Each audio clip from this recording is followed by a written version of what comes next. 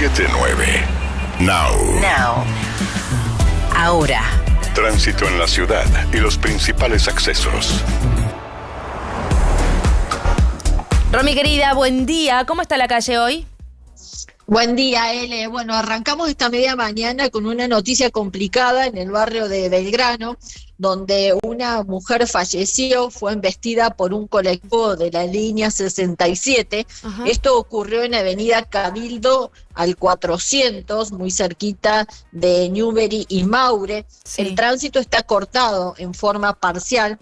Al lugar arribaron los bomberos y SAME. Bueno, bomberos intentaron rescatar a esta mujer, que lamentablemente quedó debajo del colectivo. Terrible. Todavía se desconocen las circunstancias en las cuales se da este siniestro L, sí. Y lamentablemente esta señora mayor, una mujer de unos 70 años, ha fallecido. SAME constató el fallecimiento y bueno, se está trabajando en poder liberar el colectivo y ya el desplazamiento del cuerpo. Los pasajeros, bueno, todos asustados y en shock, sí. Han bajado de la línea de colectivo. Es que imagínate hicieron todos por... Sí, terrible, porque se siente el golpe y bueno, te das cuenta de lo que terminó sucediendo. Todos los pasajeros bajaron por sus propios medios. Ya ha sido liberado ese colectivo de la línea 67 y bueno, ahora se tienen que hacer todas las tareas de peritaje, que son las que van a ir determinando las causas de cómo se dio este siniestro vial mortal. Te agrego esto, o sea que siempre hay que decir que es mortal, que no es fatal, porque no es producto de una fatalidad, sino de una imprudencia.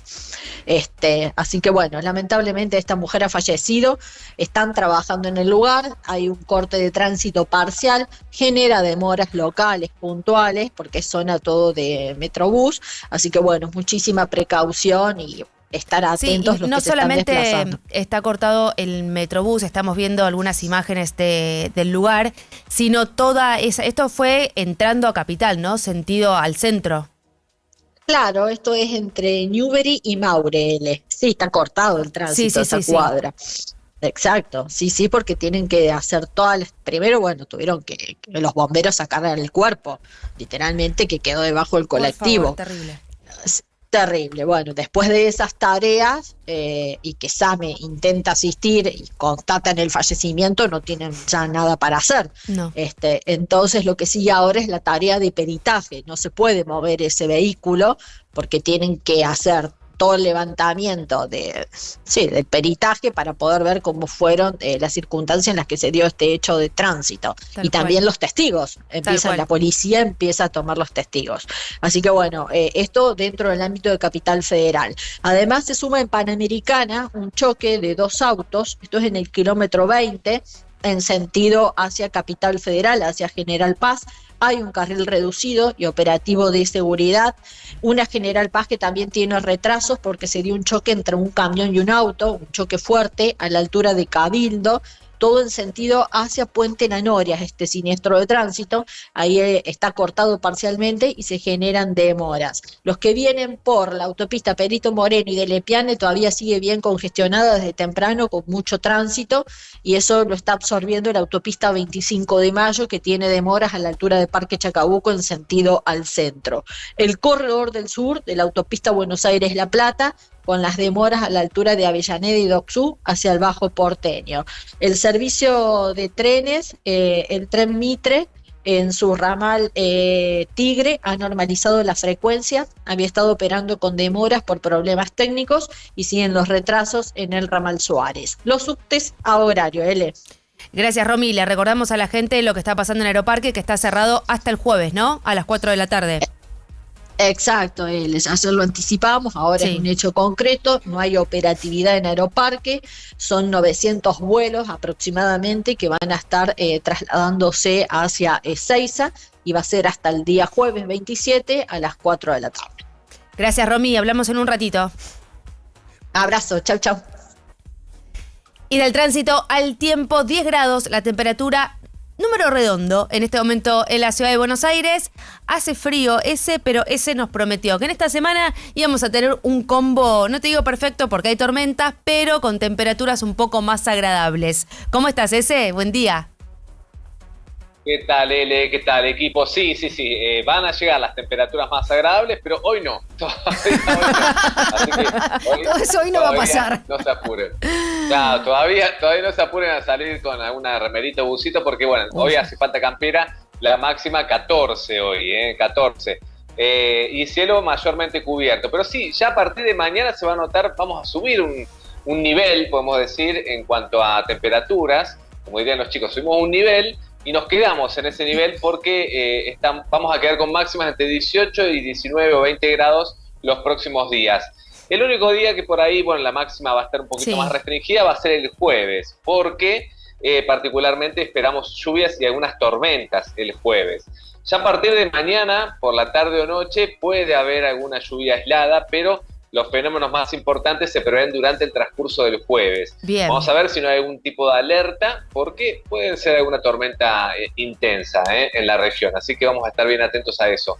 Pero bueno, sí, vamos a subir las temperaturas a partir de mañana. Hoy, cielo parcialmente nublado, va a salir el sol por momentos, pero la máxima no tan alta, 14 grados. Hay como una resolana que aparece y desaparece, pero no mucho más que eso. Sí, va de golpe, algún rayito va a asomar, pero sí, va a haber mucha nubosidad va a ser el factor común. Y después, como les decía, mañana a partir de que sube la temperatura, bueno, salvo el jueves, pero después vamos a tener varios días con temperaturas más agradables e incluso en el comienzo ya de septiembre, que falta muy poquitito, sube un poco más todavía la temperatura, así que lentamente parece que vamos dejando atrás el invierno. Igual creo que lo que más nos preocupa no es tanto la temperatura, sino la ausencia del sol. Es como si nos decís, bueno, humedad, claro, que salga el sol, después el resto lo vamos acomodando. Pero que salga el sol. Claro. No es tan grave el resto cuando hay sol.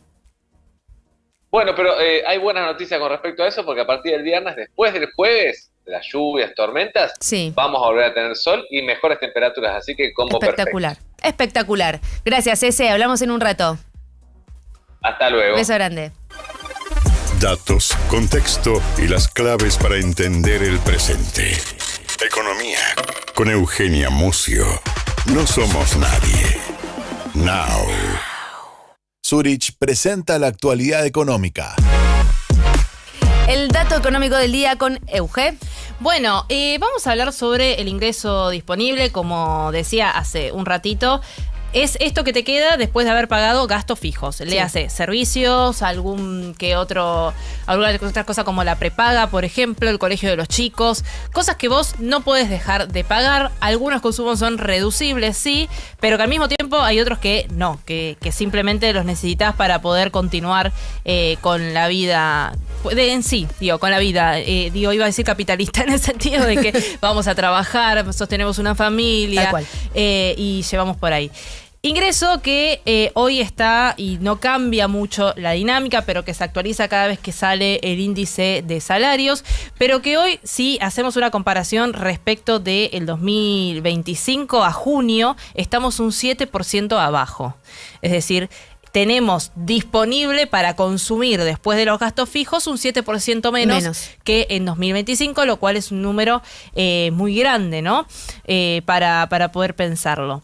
Al mismo tiempo, en términos mensuales, un 0,5%, y todo esto se da en un contexto en el cual están cayendo sobre todo los salarios registrados.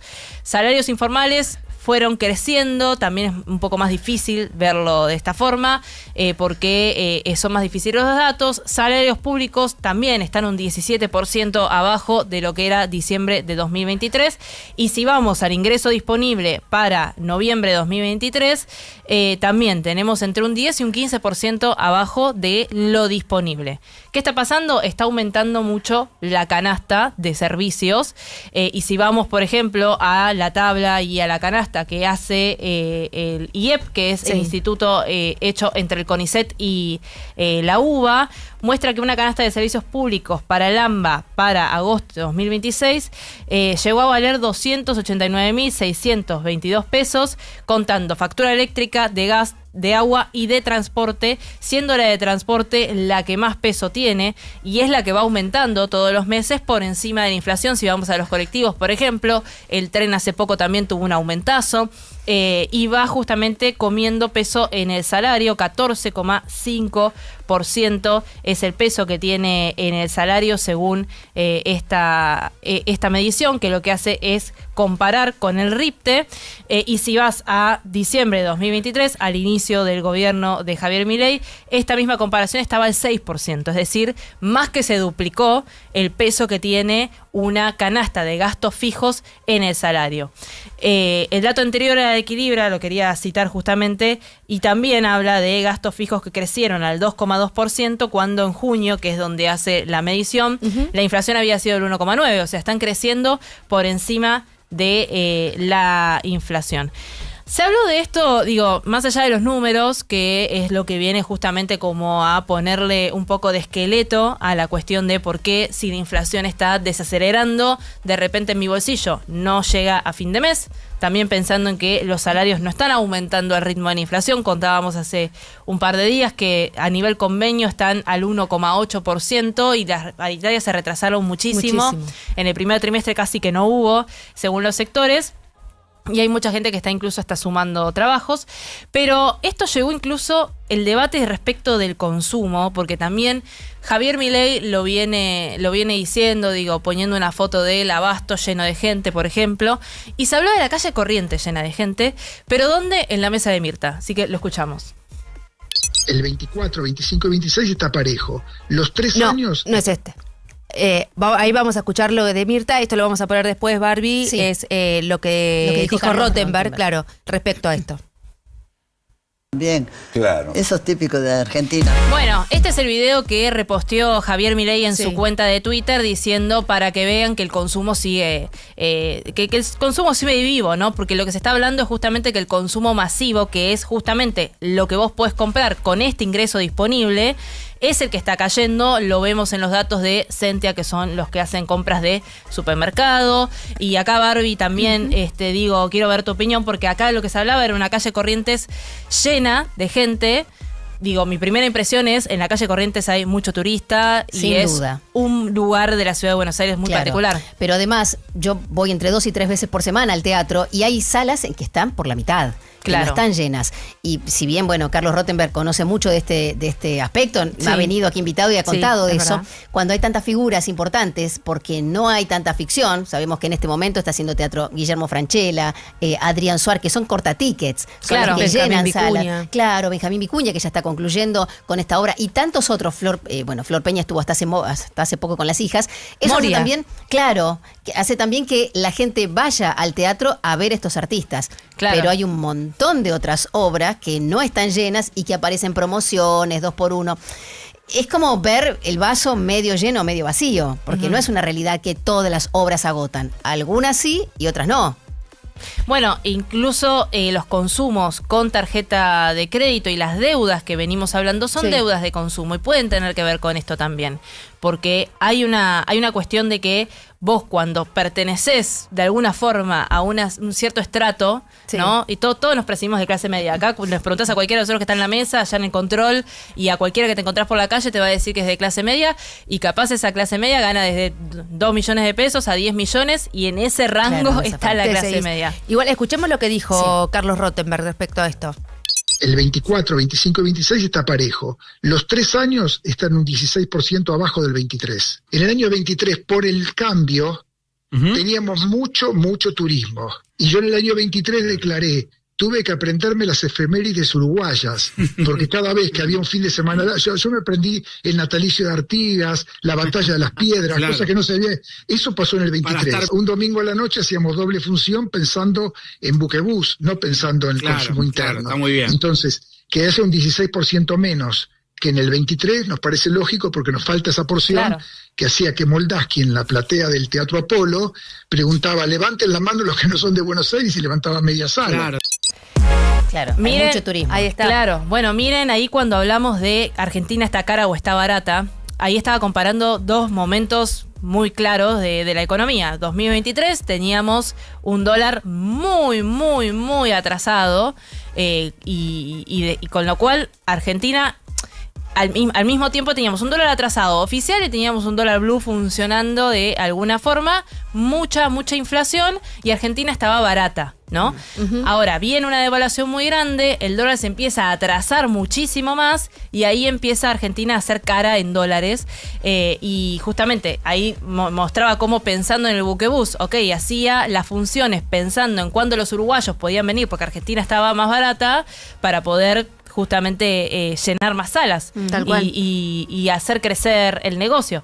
Bueno, esto es un poco para pensar, estamos abajo de, es decir, sí, vos vas a poder ver la sala, no sé si la sala, pero la calle Corrientes llena, o quizás un fin de semana en el Abasto, como también mostraba Milei, porque son los lugares que señalo. Pero bueno, al mismo tiempo, cuando vas a la micro y vas preguntando y vas a ver este tipo de datos, vas a ver que el ingreso disponible es lo que está reduciéndose, sobre todo. Sí, aparte de lo que dice Barbie, hay muchas promociones en los teatros y también hay una cuestión que lo hemos hablado muchas veces de esta necesidad de la gente de empezar a salir y de empezar a tener como experiencias. A lo mejor vas al teatro y no vas a cenar, pero buscas la forma de ir adecuando ese gasto de acuerdo a ese salario disponible que te queda para poder darte ese gustito. Y hay mucho entretenimiento gratuito en la Avenida Corrientes. Hace 15 días decíamos del sábado que había una proyección en pantalla gigante sobre la Avenida Corrientes y Cerrito que era gratis. O sea, uno con tomar el subte, el colectivo, llegabas ahí con la familia, había asientos disponibles, juegos para los chicos y te sentabas y pasabas un rato sin pagar un peso. Tal cual. O sea, eso también se debería considerar. Tal cual. Tal cual. Gracias, Euge. Gracias, Barbie.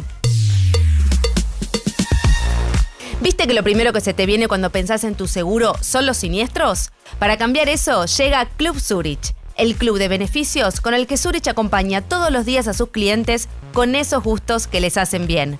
Bienvenidos a Club Zurich, beneficios que nos unen.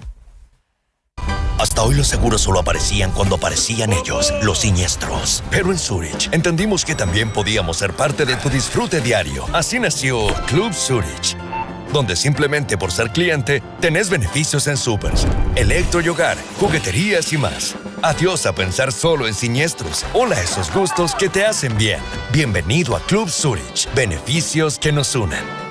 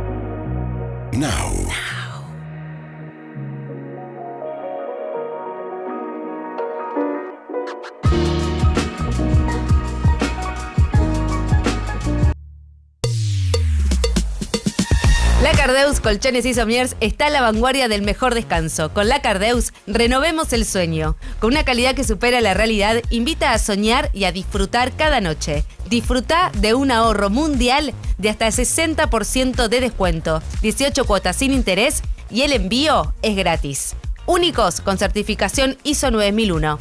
La Cardeus, tradición de calidad. Noticias que acompañan grandes decisiones. No somos nadie. En Now 97.9. Minutos nada más para las 11 de la mañana. Abrimos la agenda internacional, Mauro.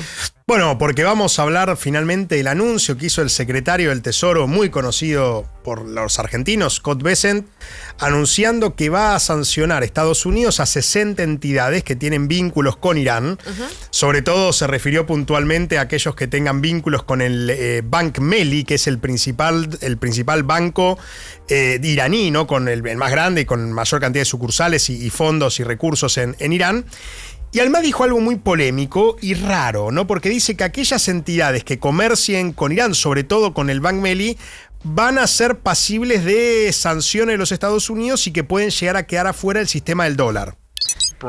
Cada sucursal del Bank Melli debe ser cerrada y quedar a oscuras. Déjenme ser claro, cualquier entidad que facilite el lavado de dinero en nombre de Irán será eliminada del sistema del dólar estadounidense. El reloj acaba de comenzar a correr. Empezó a hacer tic-tac el reloj, ¿no?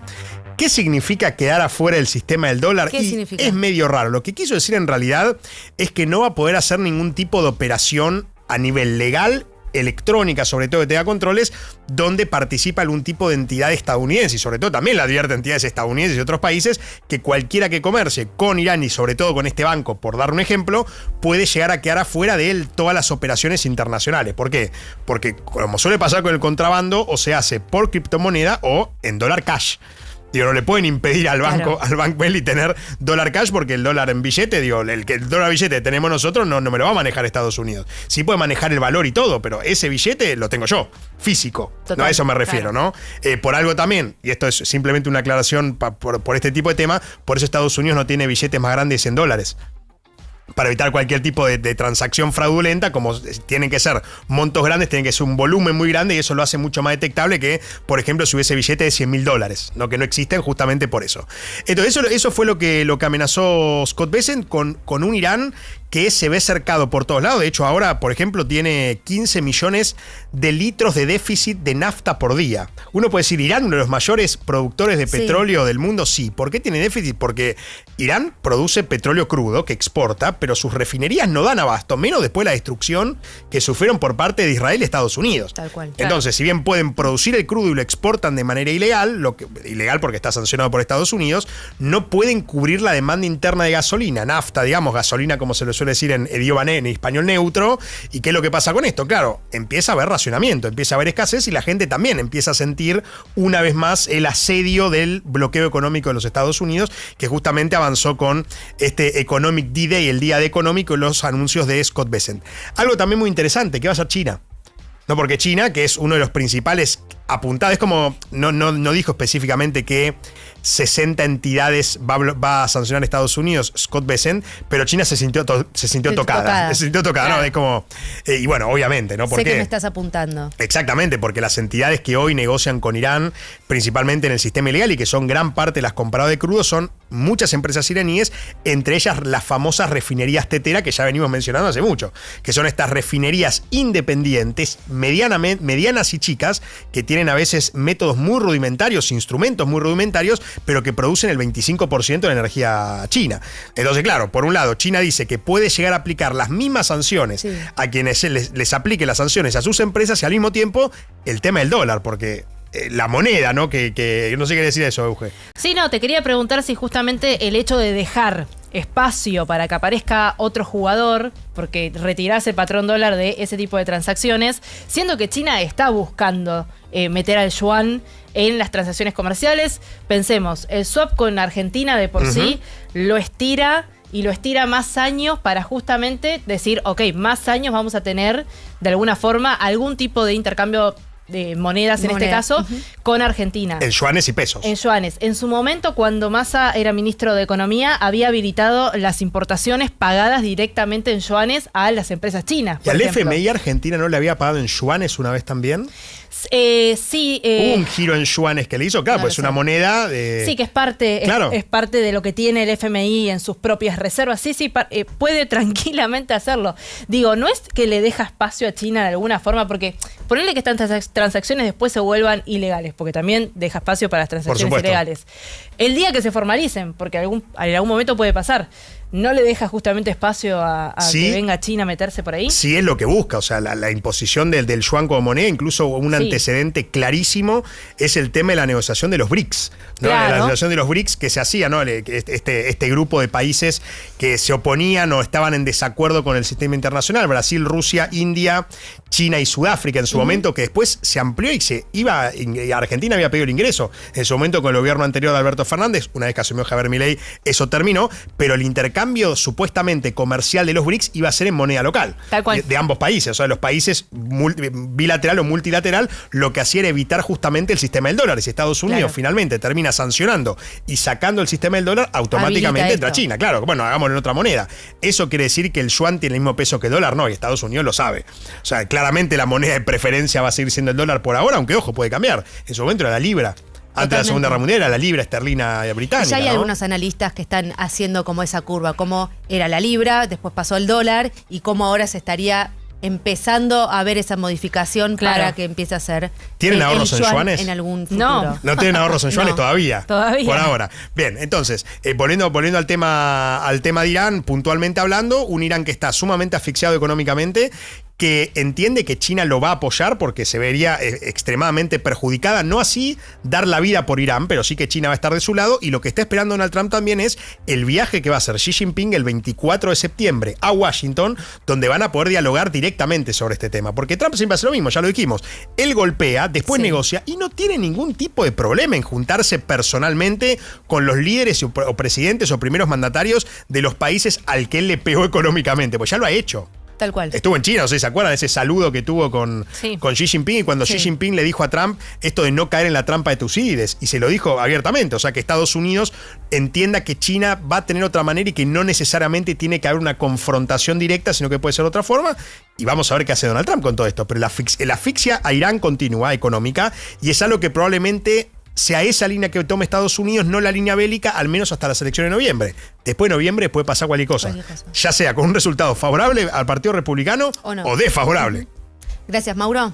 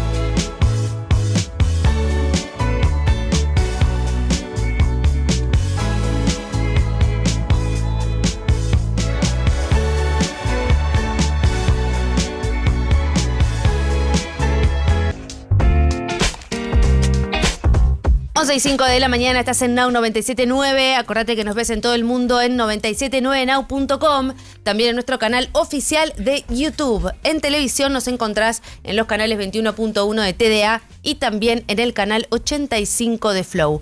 Te puedes descargar nuestra aplicación. Está disponible tanto para Android como para iOS. Ahí nos ves, nos escuchás y te hacemos compañía, estés donde estés. Seguinos en todas nuestras redes sociales, @979now. Si estás en Pinamar, nos escuchás en 102.7 y si querés que nosotros te escuchemos a vos, 11 80 600 979. 11 80 600 979. Estuvimos hablando durante todos estos últimos días porque es uno de los temas más importantes de la agenda y de lo que está atravesando nuestro país en este momento, acerca de la morosidad, acerca de las deudas y acerca del rol que ocupan en este sentido las billeteras virtuales. Estamos comunicados con Mariano Bioca, él es director ejecutivo de la Cámara Argentina de Fintech, para poder entender un poco más cuál es este rol que tienen las billeteras virtuales y qué es lo que está pasando en ese sentido respecto a la morosidad. ¿Cómo estás, Mariano? Acá todo el equipo de No Somos Nadie te saludamos.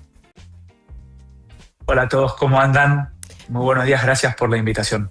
Por favor, Mariano, para poner en contexto primero, ¿en qué situación estamos en cuanto a la morosidad y las billeteras virtuales? Al día de hoy, en nuestro país, hay unas 20 millones de personas que en este momento tienen abierto un crédito con algún proveedor formal. Acá hacemos una primera división, si les parece, que tenés el universo del crédito informal, que bueno, es el que te presta en el barrio y que después no generas ningún tipo de historial de nada.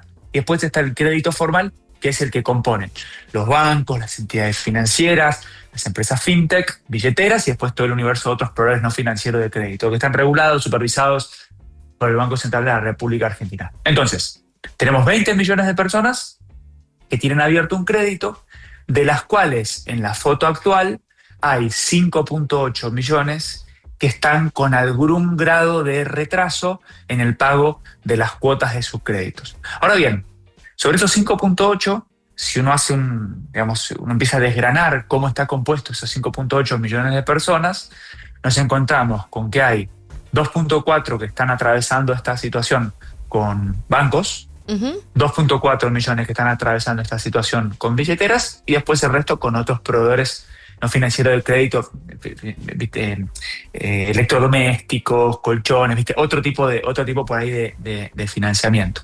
Lo interesante es que, perdón, Leonora, solamente un segundito. Lo interesante es que cuando vos vas al volumen de dinero que en este momento está en mora o con retraso de cuotas, nos encontramos con que el 60% está en esta situación con bancos o entidades financieras, el 16% con billeteras o empresas del sector fintech, como bien decías, y después el resto con otros programas financieros de crédito. Por ende, en cantidad de créditos es relevante, en monto es relativamente menor por la naturaleza de este sector que justamente incorpora como nunca antes personas al sistema de crédito formal, que es algo que tanto necesitamos en nuestro país. ¿Qué tal, Mariano? ¿Cómo estás? Eugenia Mucio te saluda. Hola, Eugenia. ¿Cómo estás? Es cierto esto que vos decís, que los deudores en la fintech capaz que tienen montos más chicos, pero al mismo tiempo lo que sorprende en realidad es la tasa que se cobra, que entiendo que tiene que ver con que no tienen historial crediticio, pero bueno, si vos podés explicar bien por qué se están cobrando tasas de hasta el 1.300% que, por ejemplo, en algunas aplicaciones de pago. ¿Y cómo funcionan esas tasas? Y cómo funcionan esas tasas, claro. Por supuesto. Estos números tan grandes, que 1.300, 1.900, 800, que sea cual sea, estamos de acuerdo que son números grandes. Les cuento de dónde salen, porque es importante y les agradezco mucho el espacio para poder comentarlo, porque creo que amerita ponerlo sobre la mesa. Esos números grandes lo que expresan es el costo financiero total, que no es un reflejo fiel de la tasa efectiva que termina pagando el usuario. ¿A qué me refiero? Y vamos a poner un ejemplo bien concreto para que no queden solamente siglas y números y demás.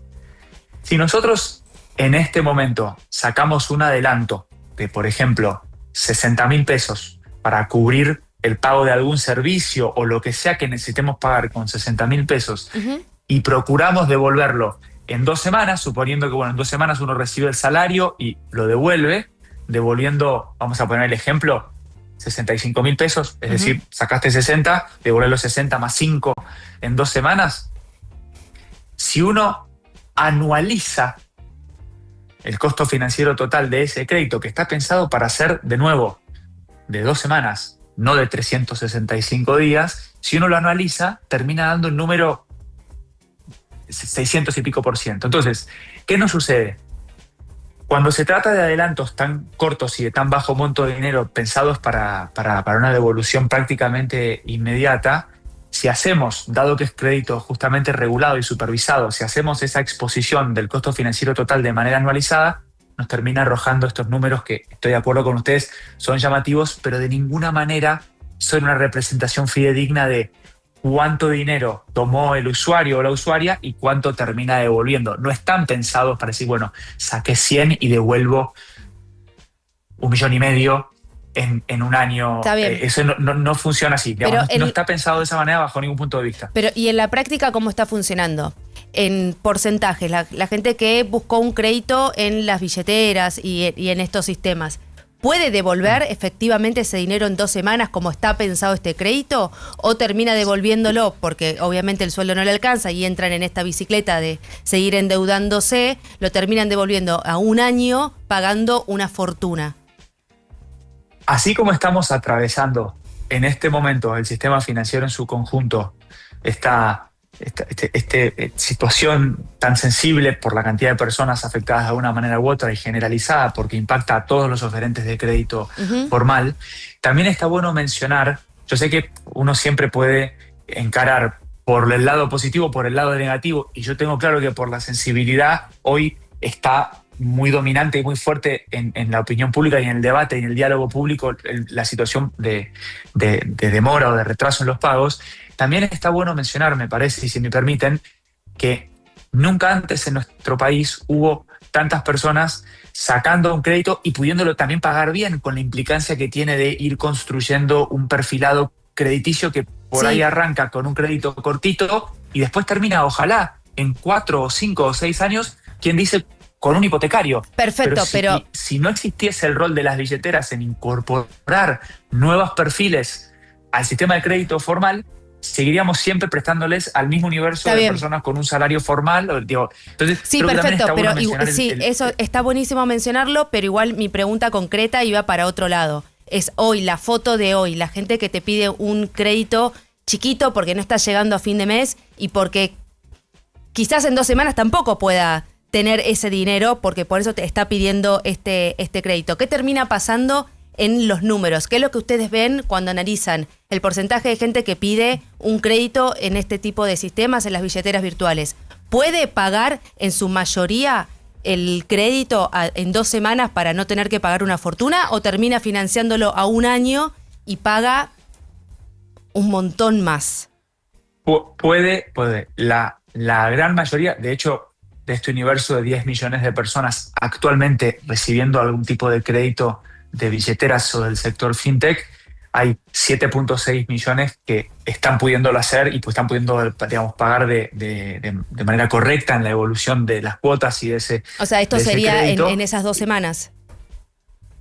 No, bueno, es que depende mucho porque vos tenés créditos que son 1 semana, 2 semanas, 1 mes, 2 meses, 5 meses, 8 meses. ¿Y cómo te va el promedio? Sí. Si te sirve el promedio, que puede ser una representación fidedigna o no, pero si es un número que por lo menos podemos poner sobre la mesa bien concreto, el promedio de un crédito otorgado por una billetera está en torno a los 540.000 pesos y la duración entre 3 y 4 meses. Cuando vamos a crédito bancario nos encontramos que son más o menos 1.400.000 de más plazo y la mayoría de las personas ¿cuánto terminan devolviendo en ese caso, en ese promedio? Bueno, es que de nuevo, otro dato si te sirve de promedio. La tasa nominal anual promedio de billeteras o de empresas fintech, y esto es un dato del Banco Central, no es que nosotros lo estamos trayendo, sino es un dato público, está en 140%, que sigue siendo un número elevado, o sea, es todas las tasas en nuestro país están elevadas. Pagar el mínimo de la tarjeta está elevado, sacar un crédito personal con un banco está elevado, todas están elevadas. Por ahí la gran diferencia, que me parece que amerita por lo menos mencionar, es cuando se le está otorgando una propuesta de crédito a una persona que no recibe crédito formal de otros actores y que no tiene un historial, un perfilado, siempre hay un riesgo inherente en ese primer conjunto de personas que uno sale a ofrecerle ese primer crédito, que en la foto actual, de los 10 millones de personas que les dije que hoy están atendidas por empresas fintech, hay 3.7 en la foto actual que están sacando su primer crédito con el sistema formal en este momento con una empresa fintech. Y en ese universo, siempre por un tema estadístico, hay algunas personas que no devuelven bien y otra gran cantidad que siempre, sistemáticamente, es la mayoría, que devuelve bien. Y por ahí en esa primera ronda de, si querés, de conocimiento, de incorporar esas 3.7 millones de personas, va a haber una proporción que justo en este caso, por todas las condiciones que están rodeando la situación, están es una morosidad por arriba de lo que, digamos, de los promedios históricos de estos 10 años de sector.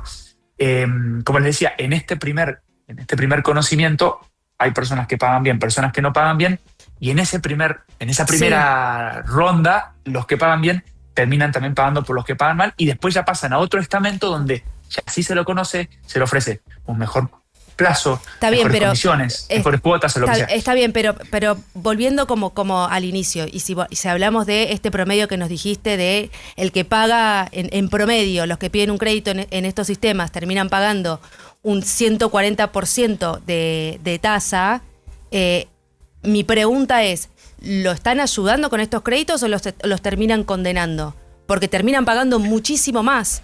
Y estamos hablando de personas que están accediendo a esos créditos porque no están llegando a fin de mes. A ver, la necesidad de crédito, es decir, cuando uno como persona, sea porque no llega a fin de mes, porque necesita para algún esfuerzo extra de cualquier gasto, o digamos, cualquier situación que amerite que uno solicite un crédito, la oferta, digamos, que esa persona tenga en este momento, digamos, nunca antes en el sistema financiero argentino uno pudo en simultáneo evaluar tantas alternativas que aclaran todas de una manera bien sencilla. ¿Cuánto estás sacando? ¿Cuánto estás devolviendo? ¿Cuáles son las cuotas? ¿Cuál es la tasa nominal anual? ¿Cuál es el costo financiero total? Y demás. Entonces, nunca estuvo tan competido el universo, la oferta de crédito. Ahora bien, ¿esto qué significa? Que va a depender mucho del perfil, el historial, el comportamiento de esa persona, la cantidad y calidad de ofertas que reciba en base justamente a esa información existente. Entonces, si una persona está en una situación de una necesidad de crédito, como bien mencionabas, va a poder elegir en base a las ofertas disponibles dentro del crédito formal, que lo que le van a permitir es justamente, a medida que va construyendo ese historial crediticio, ir accediendo cada vez a mejores plazos y mejores montos, mejores cuotas. Sí, pero el historial crediticio se construye pidiendo más créditos para muchas veces pagar ese crédito que se había pedido antes. Entonces entran como en una... Pero entonces, pregunta para entender, ¿cuál sería el camino? Si nosotros necesitamos... A ver, voy a un dato general y nos metemos de lleno acá. Hay un ratio que se usa mucho para medir el nivel de desarrollo que tiene un país, que es qué tamaño tiene el crédito al sector privado sobre el Producto Bruto. Uh-huh. Ese número en nuestro país, en Argentina, está en la foto actual, está en torno al 13%. El promedio de América Latina, es decir, nuestros vecinos, no Suecia, nuestros vecinos, está en torno al 53%. Eso significa que Argentina, para ponerse a tiro con América Latina, tendría que multiplicar por 4 el tamaño de su sistema de crédito formal. Para que el sistema de crédito formal crezca, y acá voy al hueso de la pregunta, uno lo que necesita es incorporar nuevas quills y nuevos quits, es decir, nuevas personas y nuevas empresas, pymes, emprendimientos, a que pasen a la base de datos formal y a partir de ahí puedan empezar a construir historial crediticio que le permita acceder a cada vez más y mejores condiciones. Ahora bien, a la hora de ofrecerle propuestas de crédito a usuarios, sean consumidores finales o sean emprendimientos, que muchas veces no pueden ni acercarse a una sucursal bancaria, por ejemplo, hay un riesgo inherente que en la medida que se va expandiendo esa base de crédito formal, como estábamos hablando, suele venir de la mano con un costo de financiamiento que puede ser un poco más elevado, más allá de que en general está elevadísimo. Fíjense qué pasa cuando uno paga el mínimo de la tarjeta de crédito también, aunque el banco te conozca hace 15 años. Todo en general está alto, pero fruto de un contexto que se compone de cuatro grandes ejes. El primero es el costo del fondeo, que acá hay una diferencia que es constitutiva respecto de los bancos. El banco, cuando nosotros tenemos nuestros depósitos, los puede prestar, los puede invertir y demás porque tiene ese permiso regulatorio. La billetera, con los saldos del usuario, no puede hacer absolutamente nada más que tenerlo disponible las 24 horas del día en una cuenta corriente. Entonces, lo que hace es toma una línea de crédito del mercado de capitales o de bancos para salir a prestar. Sí. Y en ese salir a prestar entran en juego los otros 3 factores que componen la tasa de los cuatro. El riesgo, cuando se le presta a personas que no tienen historial crediticio, que están sacando su primer crédito, hay un riesgo inherente que es más grande y es parte de ese costo. La mora existente, que en la foto actual, reitero, se lleva una porción importante por todo esto que estamos describiendo y venimos hablando. Y cuarto, último y no menor, también la carga tributaria que afecta a todos los oferentes de crédito, que en algunos casos llega a explicar hasta un tercio del costo del financiamiento, IVA, ingresos brutos, sellos, y un montón de impuestos. Entonces, lo que les quiero decir con esto es, generalizadamente las tasas en nuestro país están muy altas por riesgo pasado, prevención de riesgo futuro, mora, costo de fondeo, carga tributaria, pero la única manera, si queremos pasar a un esquema de mejoría y salir hacia adelante, es estabilizando la situación de usuarios actuales que entraron en algún esquema de irregularidad, entender cuál es la situación, cuáles son sus ingresos, cuáles son sus créditos abiertos y ofrecer una alternativa en mejores condiciones para que pueda pagar bien y seguir, reitero, construyendo su historial crediticio. Si lo en y a su mejores vez, condiciones, no sé.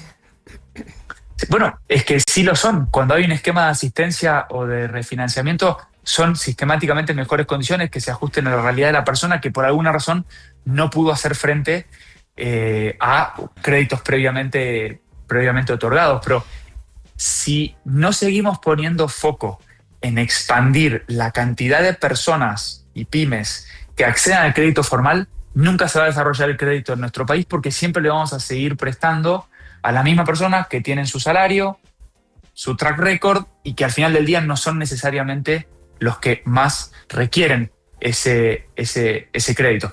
Mariano, vos recién decías un dato respecto del PBI, este 13% que está prestando Argentina frente a otros países que tienen el 25% o muy por encima, ¿no?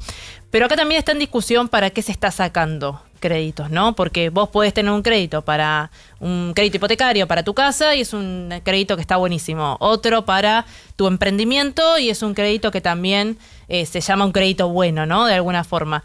Pero acá se está hablando de deudas de consumo muy grande y gente que quizás no son más los endeudados, sino que son los mismos endeudados que se están endeudando más, incluso gente que está utilizando billeteras virtuales porque, como vos decías, le está dando crédito a quienes quedaron quizás por fuera del sistema bancario o no tenían un historial crediticio y están borrando la aplicación sin entender justamente que igual vos quedás registrado en la central de deudores del Banco Central.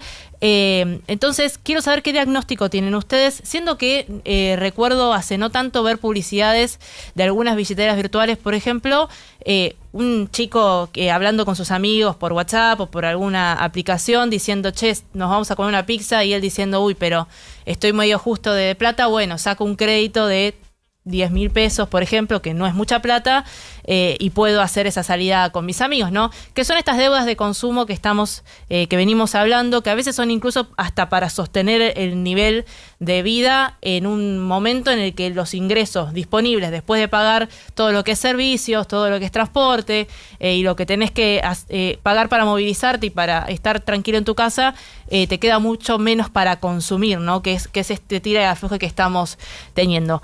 ¿Qué diagnóstico hacen ustedes sobre eso? ¿Qué tipo de deudas tienen los endeudados y los morosos? Porque endeudados cualquiera puede tener una deuda y estar pagándola al día. pero los que tienen atraso en sus cuentas, por esto, ¿no? Porque capaz sacar 10.000 pesos, pensás que a los 2 meses la podés pagar a una tasa del 40%, que para 10.000 pesos no va a ser mucho, pero igual es un 40% más, y capaz lo refinanciás y se hace una bola de nieve que termina siendo muchísimo más alto el porcentaje que terminas pagando de costo financiero total. Generalmente los créditos otorgados por las empresas fintech o por las billeteras responden, como hablábamos hace un ratito, a montos relativamente pequeños. Uh-huh. Estamos hablando de un promedio de 500.000 pesos. Es un tercio del promedio del crédito bancario, que suelen responder a también plazos más cortos, entre 3 y 4 meses. Acá la gran, si quieren, la gran disyuntiva es, ante esa necesidad chica, grande, lo juzgamos, o sea, no lo juzgamos, mejor dicho, sino que queda sujeto a cada uno de los casos. El gran rol que están teniendo y que a lo largo de estos 10 años todas las empresas fintech, las billeteras, tiene que ver con cómo a personas que tienen esa necesidad puedan acceder a una oferta que sea formal, con la posibilidad de construir un historial crediticio, o una oferta que sea informal. Por ende, el contexto que atravesamos y la necesidad que pueda tener cada uno para sacar un crédito, de nuevo, es algo contextual que excede tanto al sector fintech como al sistema financiero, como hasta nosotros que estamos también navegando y atravesando esta situación que ustedes describen. Uh-huh. Creo que el foco de la pregunta o de la respuesta o del esquema es, bueno, a esa persona que está con esa necesidad, es preferible que pueda, digamos, suplir esa necesidad rápido desde el celular, construyendo historial con las condiciones claras y construyendo historial crediticio, o que vaya a otras fuentes de crédito informal que le generen otros dolores de cabeza en caso de no pagar, y ningún tipo de desarrollo en su perfilado o en su historial crediticio. Esa es un poco si quieren, hoy el gran debate o la gran situación que estamos hoy atravesando. ¿Tiene muchos casos de esto, de gente que borra la aplicación de repente y que queda registrado igual la deuda? No, pues es que eso, hay dos grandes puntos que aprovecho para aclarar que tuvieron un fuerte fenómeno de viralización en las redes, pero después no se condicen con que efectivamente es algo que esté sucediendo de manera generalizada o en grandes casos. Tiene que ver con la eliminación de la billetera. Y acá está bueno mencionar, teniendo en cuenta que tengo la oportunidad de estar aquí, nos están escuchando varias personas, está bueno mencionar que eliminar una aplicación, sea billetera o bancaria, no elimina de ningún modo ese crédito abierto y cómo vaya evolucionando la información de esa persona en la central de deudores, que la situación 5 es la peor de las situaciones, es lo que se denomina un deudor irrecuperable. Uh-huh. Eso significa que es un año de gestiones del banco, la billetera, quien sea, buscando entrar en contacto para que la persona pueda pagar, refinanciar, asistir o la situación que sea.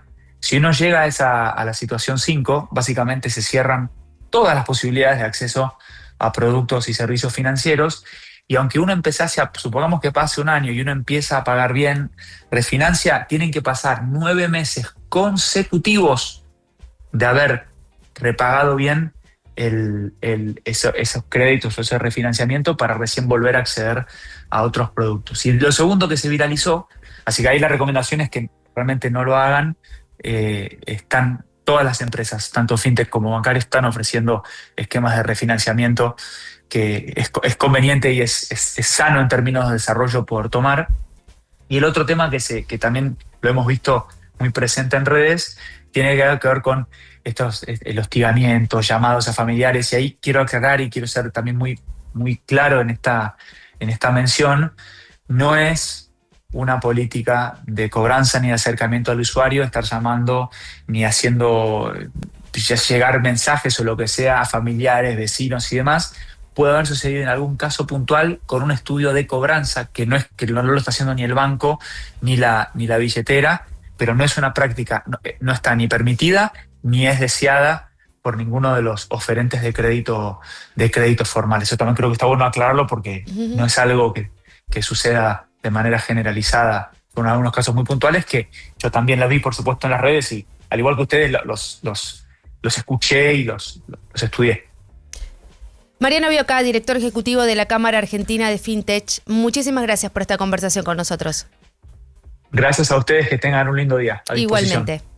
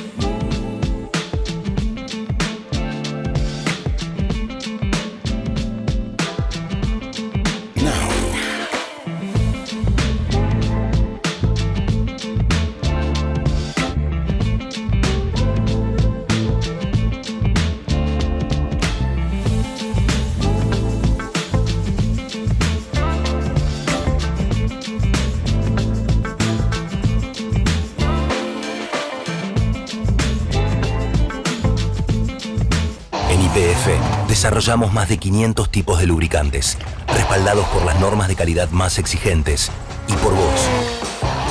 Porque no todo es lo mismo. Tenemos un lubricante para cada tipo de motor pensado para rendir al máximo. Lubricantes YPF, calidad que fluye en cada motor. Tu batería en 50 minutos con instalación gratis.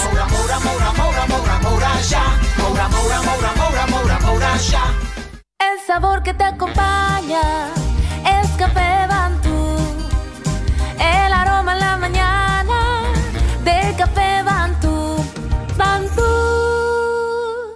Esto fue terrible robo y a la vista de todos. El VAR no revisa y no era penal. En el deporte nada es seguro, salvo tu hogar. Porque con la tecnología de Prosegur Alarms, la intrusión se detecta antes de que sea robo. Contrata hoy tu alarma y te regalamos una cámara y el seguro del hogar. Con Prosegur, disfruta cada partido desde donde quieras. Más info en prosegur.com.ar. El día avanza sin necesidad de correr. No somos nadie. Now, 97.9. Tu nueva radio.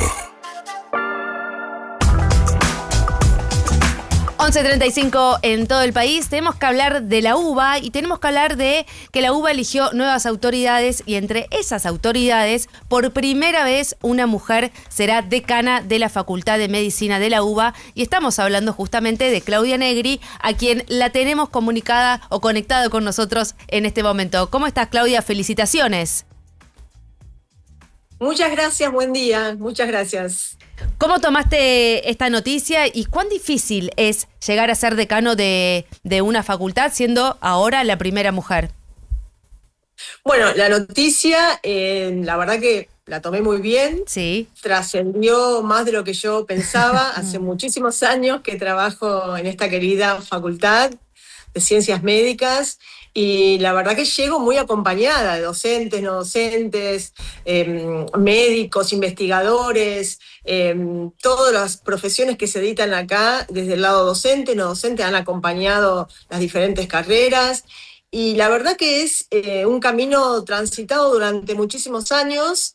La verdad que no lo considero difícil porque yo siempre he tenido el compromiso de trabajar para esta facultad. No me siento ajena, sino me siento parte, por eso lo llevo con mucho orgullo y lo digo con mucho orgullo, pero realmente traspasó mis expectativas por lo que implica ser mujer en una facultad que tiene una historia muy, pero muy vinculada a la masculinidad y con todos han sido hombres los que han atravesado cargos de conducción.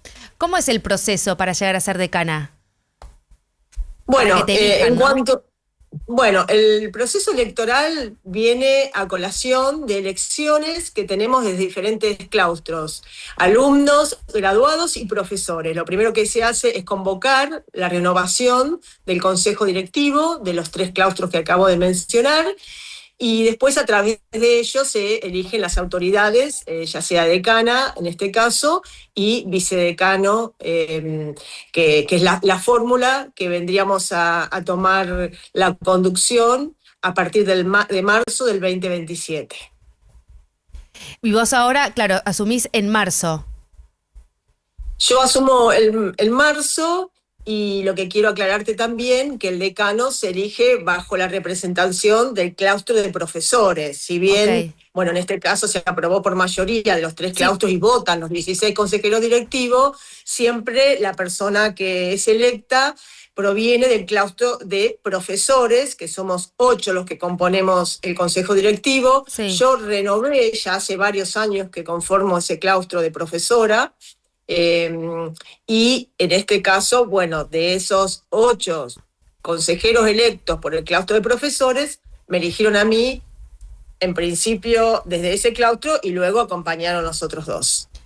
¿En qué situación está hoy la Facultad de Medicina y qué es lo que vos tenés proyectado una vez que asumas en marzo? Bueno, la situación, dejando de lado lo que es de público conocimiento, es muy buena. Yo vengo atravesando una gestión de 4 años acompañándolo al doctor Brusco, que es el actual decano, como vicedecana.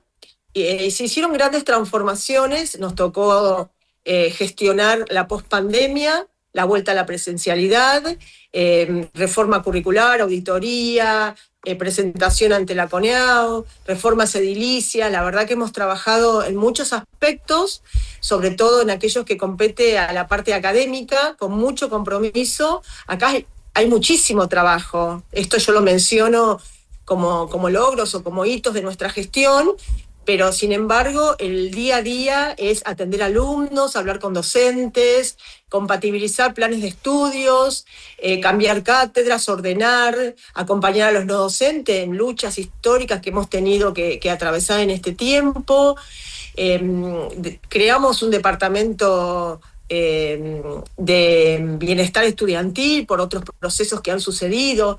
Esta facultad es muy amplia, muy dinámica y el día a día te atraviesa con infinita cantidad de responsabilidades. Y la verdad que estamos funcionando a puertas abiertas, con mucho orgullo, con mucha responsabilidad y con mucho compromiso de parte de todos los sectores que acompañan, digamos, la gestión. Claudia, todos conocemos y nos enorgullecemos del prestigio que tiene la Universidad de Buenos Aires en el mundo, ¿no? ¿Y qué cantidad de estudiantes son los que ingresan para esta carrera, medicina, y cuáles son más o menos los que egresan? Mira, nosotros tenemos actualmente, el número es muy cambiante. Claro. Nosotros actualmente tenemos para medicina nada más 40.000 alrededor, ¿no? Porque se va modificando. Y 70 y pico mil en total con todas las carreras. Ah, mira, es un promedio alto, sí, ¿no? Para medicina, claro. Sí, sí, por eso tal vez hay mucho desconocimiento a veces de todo lo que ocurre acá, pero realmente son muchísimos los alumnos, muchísimos los docentes, muchísimos los no docentes. Después tenemos toda la parte de investigación, de centros, institutos, o sea, es un mundo realmente, como digo yo habitualmente, uno ingresa a este edificio, a esta institución, y la verdad que se hacen muchísimas actividades, acciones que tal vez la gente desconoce, ¿no? Porque siempre creemos en el aula, en la clase, pero bueno, la verdad es que se hacen muchísimas cosas dentro de nuestra facultad.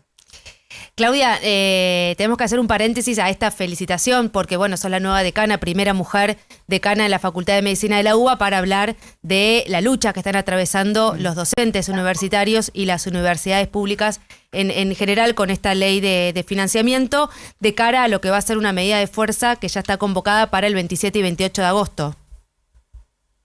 Bueno, nosotros siempre acompañamos las luchas. Yo no estoy anoticiada de esta marcha que vos me estás comunicando. Siempre acompañamos los sectores porque creemos que es un reclamo genuino, que todavía hay muchas cosas para definir, para ordenar. No solo de los docentes, sino de los no docentes también. La lucha es en conjunto. Y bueno, estamos en una etapa de elección de autoridades de todas las facultades, para llegar a una elección mayor, que es la elección de un rector, con lo cual los nuevos decanos que estamos en esta transición, nos iremos poniendo en conocimiento de cómo atravesaremos esta segunda etapa o final etapa de este año y los próximos años que están por venir con toda esta temática, que no es sencilla. Bueno, relacionado con eso también, y algo que se discutió mucho dentro de las universidades y también con el gobierno nacional, el tema de los estudiantes extranjeros. No sé qué porcentaje hay en las carreras de la facultad, en la carrera de medicina particularmente, que entiendo era una de las que más tenía este tipo de casos, ¿no? El porcentaje es muy bajo, ¿no? Porque se hablan de los extranjeros, pero de los extranjeros no residentes el porcentaje es bajo, no llegamos a 20% de todo lo que implica la masa de alumnos de toda la facultad. Y estamos viendo qué medidas se va a tomar con la nueva conducción y cuáles son los pasos a seguir. Supongo que vamos a debatir y que esto va a ser uno de los primeros temas que se tocarán en la próxima gestión. Claro, ahora estamos como en esta etapa de transición hasta marzo del 27.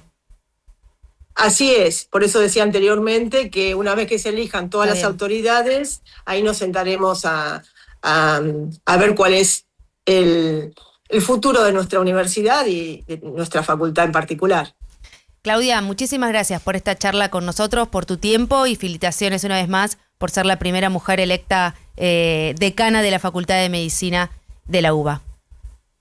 Te agradezco muchísimo las felicitaciones porque realmente estoy orgullosa, conmovida y muy alegre y feliz de poder ser la primera mujer que conduce esta facultad y más allá del género, del compromiso que siento por esta universidad que tanto aprecio y acompaño durante más de 30 años. Así que muchísimas gracias. Muchas gracias. Beso grande. Claudia Negri, decana electa de la Facultad de Medicina de la UBA.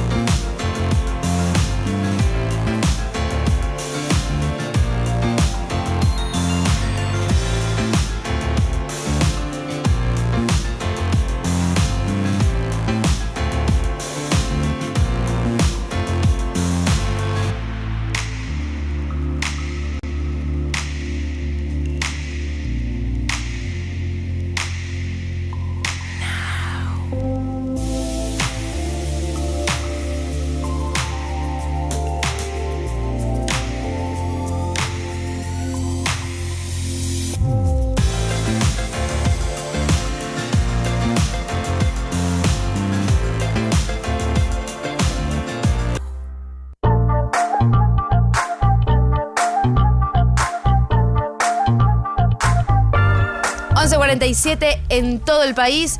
10 minutos, un poquito más, nos separan de las 12 del mediodía, 11:01 la temperatura en la ciudad de Buenos Aires. Primera ronda informativa de este equipazo. ¿Empezamos contigo, Barbie? Sí, a ver, mencionábamos al inicio que Popstar volvió después de 25 años. Impresionante. Qué rápido pasó, ¿no? Porque, ¿25 años? Sí, 2001, sí, bastante. 2001 Bandana. Sí. 2001. 2002 fue Bandana. Mambrú, exacto. Yo, bueno, no pensaba que 25 años tiene esta banda. Bueno, ninguna de las dos están en formación, digamos, activa, ¿no? Completa. Claro, Completa, cada claro, tanto. porque Bandana sigue tocando cada tanto. Exacto. Pero es impresionante que haya pasado tanto tiempo. Y, bueno, Telefe lo puso al aire con la conducción de Nico Vázquez, que qué más le falta hacer a Nico Vázquez, ¿no? Porque entre producir un montón de obras, está también con Ani en la producción, más allá de Rocky, ahora está conduciendo y tiene un elenco, un jurado que está Nicky Nicole, Ángela Torres y Charly García, pero no es nuestro Charly, sino que es un productor musical mexicano. Es Charly García, exacto. Carlos García, digamos. Quiero decir algo. Claro. Carlos. Algo antipático. Si sos latino Sí, o te gusta sácatelo. mucho la música y No puede ser Charly obviamente García. si te gusta la música y sos de esta parte del planeta, conoces a Charly García, no puede ser Charly García. Yo creo que roba con ¿O eso, ¿no? Y Sí. sí. Puede Y ser sí, Carlos. roba con la confusión. Sí, exacto. Podría ser Pero Carly no le- García pero, pará, también. pero te juega en contra la confusión. Sí, Porque decís porque Charly claro, García y esperás- apareces. Decís, Era no. este. Qué decepción.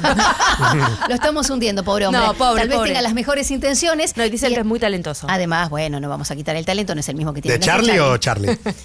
La cuestión es que ha ido muy bien en el rating, ¿eh? Sí. Hizo 11 puntos en promedio, 11.9 de pico. Estuvieron mostrando parte del casting.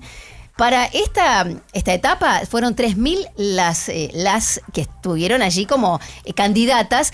Y había de todo. Viste que hay una de cosa todo. es cuando vos Sí, cantás sí, bajo sí. la ducha, Tal que no es cual. lo mismo que presentarte en un casting, porque, qué sé yo, podés tener mucha autoestima, tu mamá, tu abuela te diga, ay, sí, y después haces papelones. No, Eso claro. es verdad, eso es verdad. Bueno, cuando fue Porque, 2001, claro. yo recuerdo que re quería ir, pero porque amaba las bandanas. Ajá. Y yo le dije a mi mamá, por favor, me miró y me dijo, Eugenia, Ah, qué bien, por qué bien favor, que estoy estuvo cuidando. Se lo agradezco. La lucidez, claro. Porque imagínate tú, los videos que circularían por ahí. Así dice Charly García, claro, el Charly mexicano.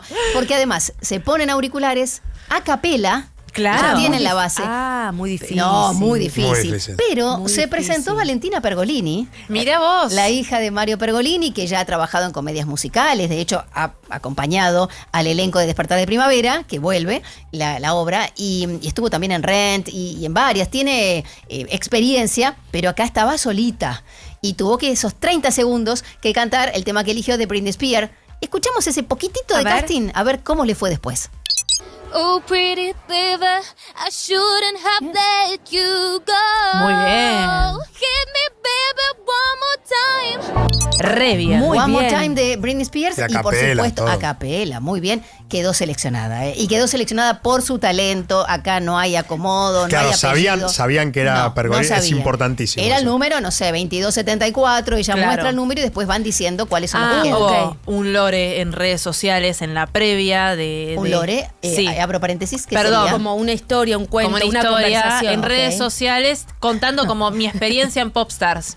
Ok. Porque, no mi experiencia de Eugenia, A sino cada uno de la los que gente fueron. contando su experiencia en Popstars, pero digo, el título era ese de los videos y contando cómo era una cuestión de que se hizo igual a lo que se hizo en 2001. Claro. El estadio, si no me equivoco, fue Ferro. Ahora se hizo el Merit Terán de Ways allí en el Parque Roca, exacto. Ah, ok. Pero lleno de chicas y claro, un montón quedan afuera porque está lleno de Claro, chicas. 3.000 Y las bandanas eran 5 en 3.000 y pico. Entonces, claro, hay mucho muy enojo, pero es difícil. lógico también. Bueno, y me aparte parece. autocrítica, ¿no? También. ¿no? También, Lo decíamos bueno, recién, por autocrítica. supuesto. Acá realmente. Igual a lo mejor ellas creyeron en su momento que habían cantado bien porque tenían la base y suena distinto. Y cuando se Ay, escuchen. Ay, sí, qué feo Claro, ese pero momento. Es que es muy no. difícil eso, Y pero es cantar muy con la base. difícil, Y, bueno. espero que se hubiese estado escuchando al menos. Pero es fundamental la devolución de familia, amigos, antes de ir a presentarse. Pero bueno, Es todos el focus tienen. group ese. Había algunas Claro. muy malas. Sí, No lo sí, pude sí, ver sí, ayer. había algunas malas, pobre, pero bueno, seguirán otro camino. Igual La facultad de destaco, medicina pueden ir, que Claro. recién hablamos. igual destaco la valentía. Sí, totalmente. Porque Claro. si tenés un sueño, Animarse es un montón. claro, animarse, cantar y adelante Tal de ese cual. jurado y sabiendo que probablemente porque no salieron todas las participantes, pero que probablemente vas a salir en tele, es un montón. Y si no, autotune y chau,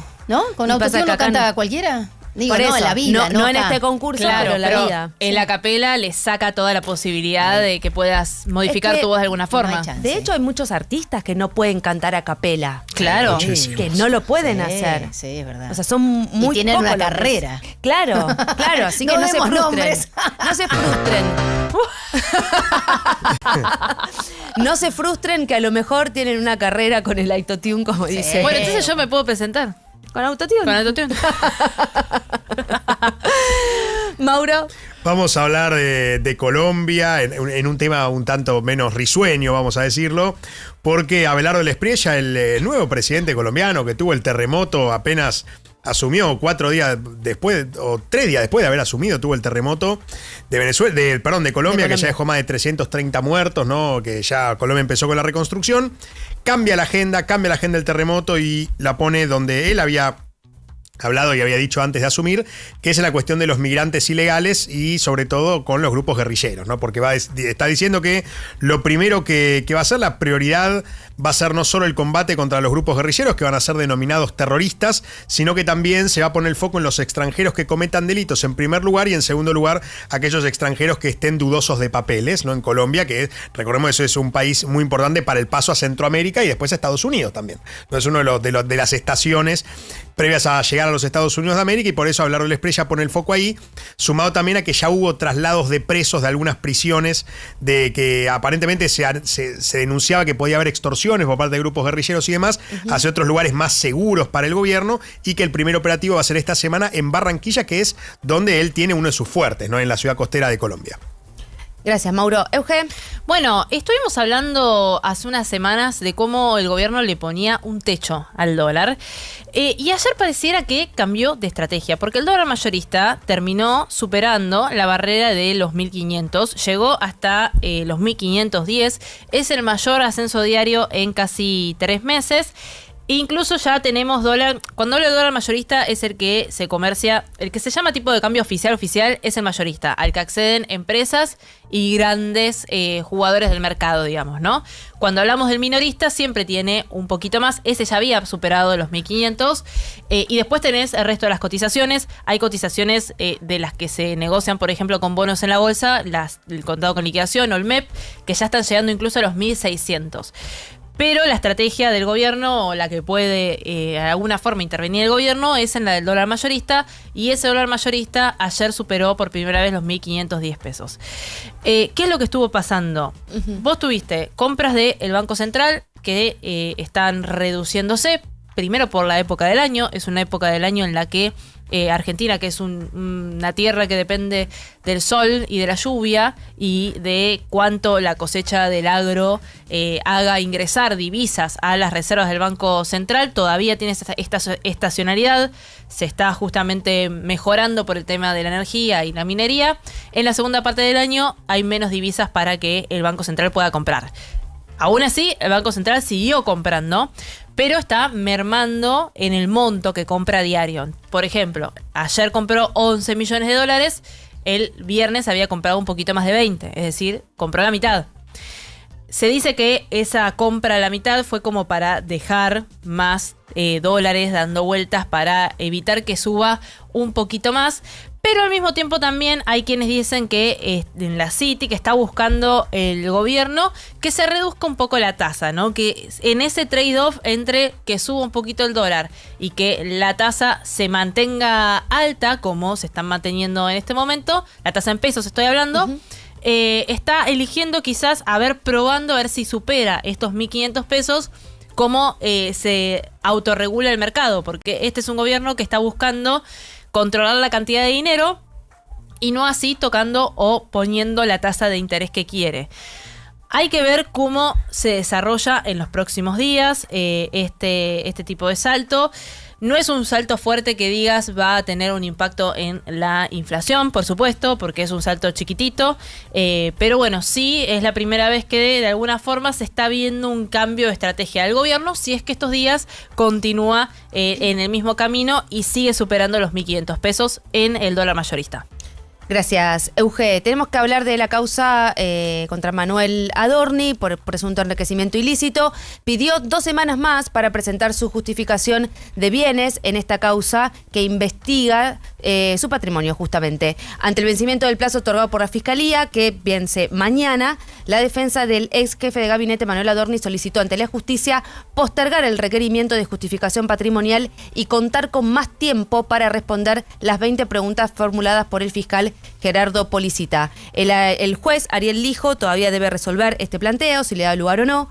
La defensa sostiene que necesita acceder a esos elementos antes de contestar las observaciones realizadas por la Fiscalía. Claro, quieren acceder a distintos elementos que están dentro de la causa para poder contestar las preguntas que le formula el fiscal ante algunas inconsistencias en su declaración acerca del patrimonio. La Fiscalía dijo que hay 43 millones de pesos de gastos por encima de los ingresos y unos $400.000 cuyo origen no está corroborado. El plazo original para presentar el escrito vencía el próximo miércoles, pero el abogado de Adorni planteó en un escrito ante el juez federal Ariel Lijo la necesidad de posponer esa fecha y ahora es el juez quien tiene que resolver si da lugar a este requerimiento o no.